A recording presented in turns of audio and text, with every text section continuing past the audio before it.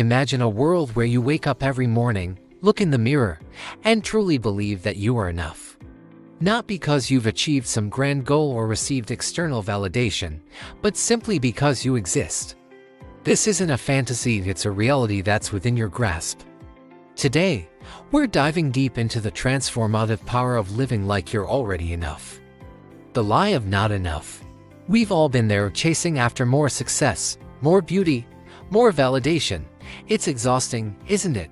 But what if I told you that this endless pursuit is based on a lie that whispers, "You're not enough."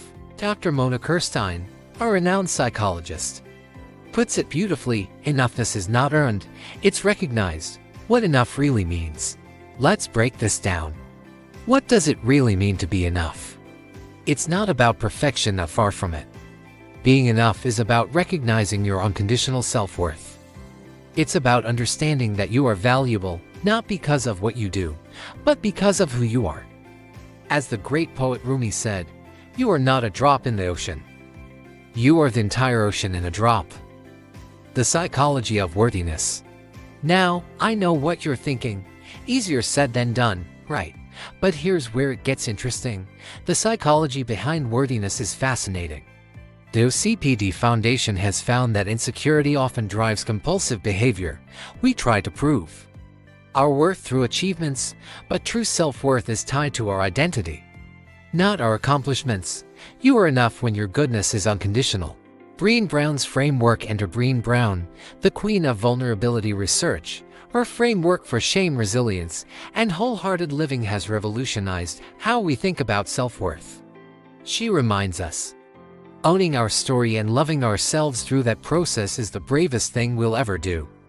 It's not about being fearless, it's about acknowledging our fears and moving forward anyway. Tara Brach's radical acceptance. Tara Brach, another pioneer in this field, introduces us to the concept of radical acceptance. She teaches that the boundary to what we can accept is the boundary to our freedom. Through meditation and mindfulness, we can cultivate a deep sense of self-love and acceptance.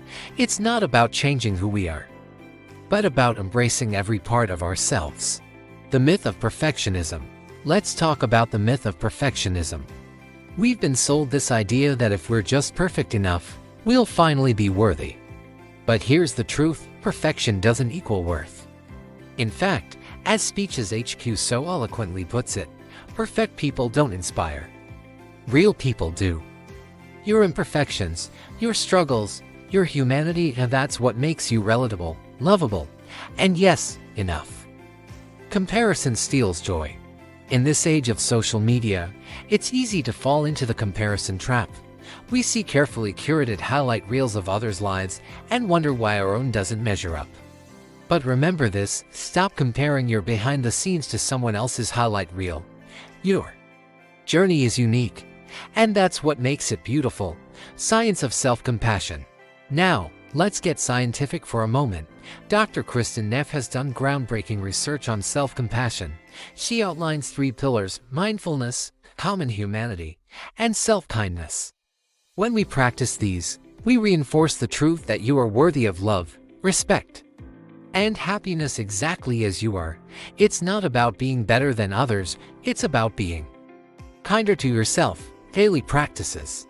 So, how do we put this into practice? Here are some daily rituals to help you embrace your enoughness.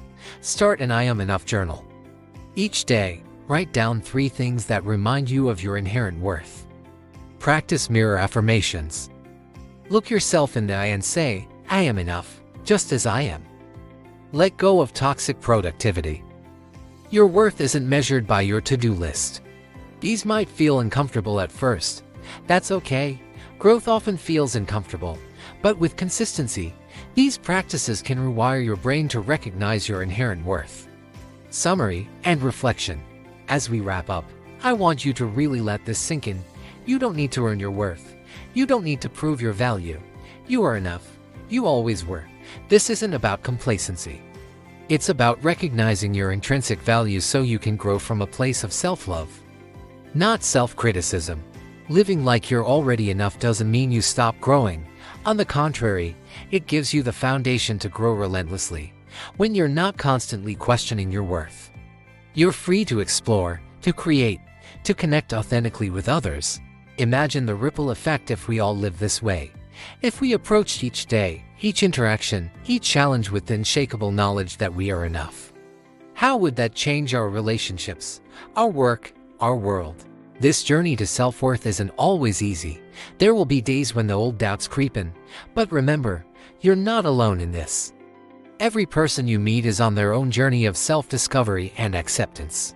So, I challenge you, start living like you're already enough. Not tomorrow, not when you've achieved some arbitrary goal, but right now, in this moment, because the truth is, you've always been enough. It's time to recognize it, embrace it, and let it transform every aspect of your life. Your worth isn't something to be proven, it's something to be recognized. And once you truly see it, once you live from that place of inherent value, everything changes. Your relationships deepen. Your work becomes more fulfilling. And you find a sense of peace that no external validation could ever provide. Remember, you are the entire ocean in a drop. You contain multitudes. You are complex, beautiful, and worthy, not in spite of your flaws, but because of them. They make you uniquely you. So go forth, embrace your enoughness, and watch as it transforms not just your life, but the lives of those around you. Because when we live from a place of self-worth, we give others permission to do the same. And that, my friends, is how we change the world, one enough person at a time.